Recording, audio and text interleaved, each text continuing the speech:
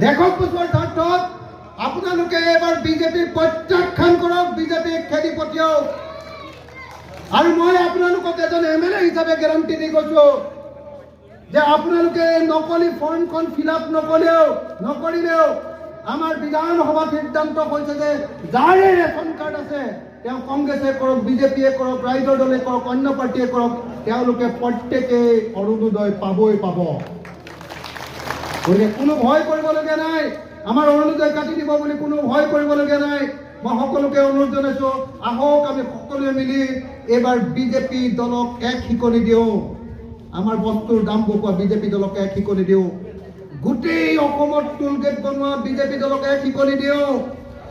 আমাৰ মূৰৰ ওপৰত নদী বান্ধ বনোৱা বিজেপি দলক আমি এক শিকনি দিওঁ। আমাৰ ট্ৰাইবেল মানুহৰ পৰা মাটি কাঢ়ি লৈ যাব খোজে 1 বিঘা মাটিত কেৱল পট্টা দিম বুলি কোৱা বিজেপি দলক আমি শিক্ষা দিওঁ। আহক